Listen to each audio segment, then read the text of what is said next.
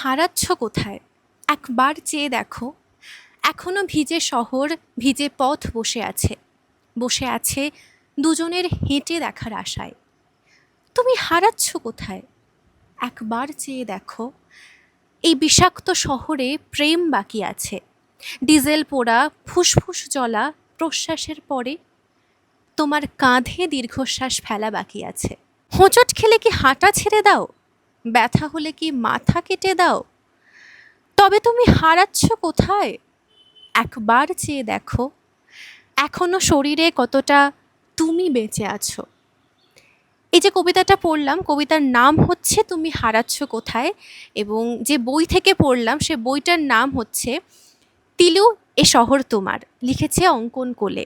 একদম ছোট্ট পেপারব্যাকের একটা কবিতার বই, যেখানে মাত্র ৩২খানা কবিতা রয়েছে এবং প্রত্যেকটা কবিতা আপনাকে সমাজের অন্ধকার, আলো, হাসি, কান্না, সুখ, দুঃখ, ভালোবাসা, বিষাদ সব কিছুর ছোঁয়া একটু একটু করে দিয়ে যাবে। আমরা কিন্তু এখনকার দিনে খুব একটা কবিতার বই পড়ি না। যতটা না দাম দিয়ে গল্প উপন্যাস কিনি, কিন্তু কবিতার বই কেনার সময় আমাদের মনে হয় কোথাও না কোথাও গিয়ে টাকা ওয়েস্ট হচ্ছে।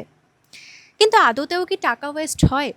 কবিতার বই আমাদের অনেক কিছু শেখায়। কবিতা আমাদেরকে জীবনমুখী করতে পারে। কবিতা আমাদের মন খারাপের সময় মনের যত্ন নেয়, এবং তার পাশাপাশি কবিতা কিন্তু আমাদেরকে নতুনভাবে বাঁচার একটা রসদ যোগায়। ঠিক যেরকম পেট খারাপের সময় গল্প উপন্যাস যদি অ্যান্টাসিড হয়ে থাকে, তাহলে জ্বরের সময় কবিতা কিন্তু প্যারাসিটামল। সুতরাং যখন আপনার জ্বর হয়, আপনি কিন্তু প্যারাসিটামলই খান। তাই মাঝে মাঝে একটু কবিতার বই পড়ে দেখুন না। কবিতা কিন্তু আমরা কম বেশি সবাই বুঝি, আমরা বুঝি না সেরকমটা নয়। এবং আমার মনে হয় কবিতা লেখা কিন্তু একটা কঠিন বিষয়, কারণ যেভাবে শব্দ, ছন্দ, অন্তমিল সবটাকে মাথায় রেখে মাত্র কয়েকটা লাইনের মধ্যে একটা গোটা অনুভূতিকে ব্যক্ত করা, সেটা খুব একটা বেশি আমরা করতে পারি না সবাই। তাই যারা কবিতা লিখতে ভালোবাসে, যারা কবিতা পড়তে ভালোবাসে, আমার মনে হয় তাদের আরও বেশি করে কবিতার বই পড়া দরকার। আরও বেশি করে কবিতাকে নিজের জীবনের মধ্যে একটা রুটিন করে ফেলা উচিত।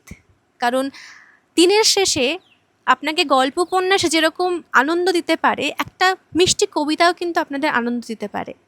তাই যে বইটা আমি পড়ে শেষ করলাম, আমার বেশ ভালো লেগেছে। একদম পাতলা ছোট্ট একটা পেপারব্যাকের বই, মাত্র ৭০ টাকা দাম। সুতরাং ডেফিনেটলি কলেজ স্ট্রিটে পরের বার গেলে কিন্তু নির্বাণ বুকস থেকে এই বইটা অবশ্যই সংগ্রহ করবেন। বাকি বিস্তারিত আমি ক্যাপশনে দিয়ে দিলাম।